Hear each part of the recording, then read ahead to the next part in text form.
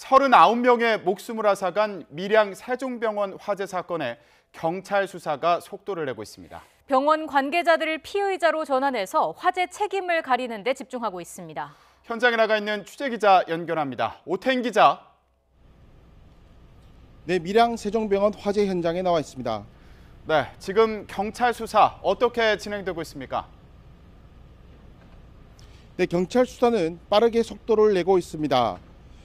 어제까지 화재의 원인을 분석했다면 오늘부터는 화재 책임을 따지겠다는 건데요.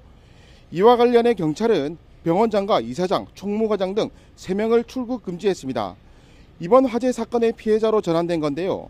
또 병원 관계자와 유가족, 부상자를 상대로 조사를 이어가고 있습니다. 수사본부는 병원 1층에서 발생한 연기는 요양병원 연결 통로와 엘리베이터 통로, 중앙계단, 배관 등으로 확산됐다고 밝혔는데요. 이 가운데 요양병원 연결 통로는 불법 건축물로 확인됐습니다.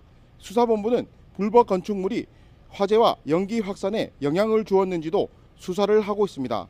또 비상발전기도 집중조사 대상입니다.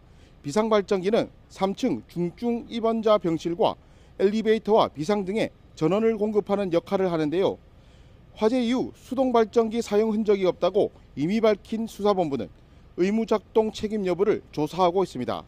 사인이 확인되지 않는 사망자 4명에 대한 부검 결과 모두 화재에 의한 사망은 아니라고 설명했습니다. 네, 화재로 인한 사망자도 늘었죠. 네, 그렇습니다. 안타깝게도 어젯밤 또 한 분이 사망했습니다. 사망자는 86살 여성인데요. 사망자는 화재 당시 세종요양병원 입원 환자였습니다. 대피 후 인근 병원에서 치료를 받다가 호흡곤란과 심정지로 숨졌습니다. 이로써 이번 화재 사망자는 38명에서 39명으로 늘었습니다. 또 부상자도 1명 늘었는데요. 이로써 이번 세종 화재 사상자는 모두 190명입니다. 네, 사망자들 장례 절차도 진행되고 있죠. 네, 그렇습니다. 사망자들에 대한 장례 절차도 진행되고 있습니다. 어제 7명이 발인을 했고 오늘 15명이 발인을 앞두고 있는데요. 사망자 39명 가운데 22명이 발인을 끝냈습니다. 또 내일 13명이 발인을 앞두는 등 31일까지 장례 절차가 거의 마무리될 것으로 보입니다. 또 빈소를 구하지 못해 장례를 치르지 못하고 있는 4명도 오늘 빈소가 마련될 것으로 보이는데요. 밀양시는 어제 꾸려진 유족 대표단과 긴밀히 협의해 유가족들이 불편함이 없도록 하겠다고 밝혔습니다. 네, 합동 분향소도 마련이 됐는데 분위기는 어떻습니까? 네, 그 합동 분향소가 마련됐는데 조문객들의 발길은 끊이지 않고 있습니다. 지금까지 6,200명의 조문객들이 다녀갔는데요.